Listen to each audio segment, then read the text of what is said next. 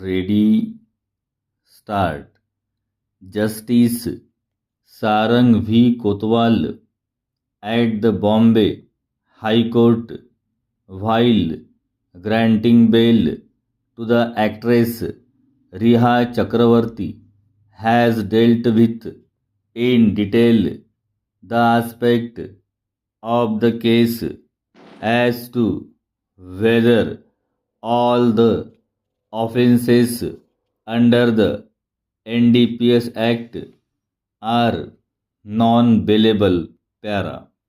The High Court has referred to the observations by the Supreme Court that despite the stringent provisions of the Narcotic Drugs and Psychotropic Substances Act 1985 as amended in 1988, the drug business was booming.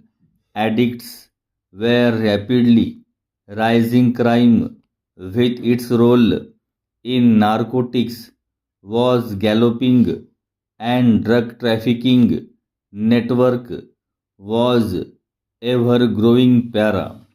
While interpreting various provisions of the statute, the object of the legislature is required to be kept in view, but at the same time, the interpretation has to be reasonable and fair. The situation has not changed since 1999 when these observations made by the Supreme Court. In fact, the situation has become worse. Therefore, these observations apply to today's scenario with more force para.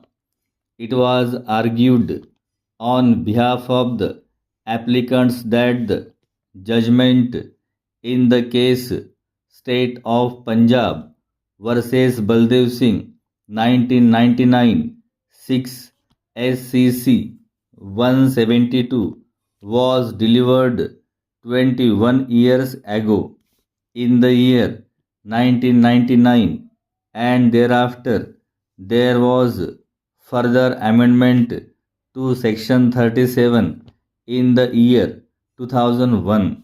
Therefore, it was sought to be contended that these observations are not applicable to the amended section 37 after 2001. This contention has no force. The section itself has not undergone any change in its structure para. Only in some of the offences where lesser punishment is provided the rigorous of bail provisions under section 37 will not apply, but that does not make those offences bailable. The concept of application of rigorous and the concept as to whether a particular offense is bailable or non-bailable are two different issues para. The non-obstant clause in section 37 plays a very important part in construction of that section.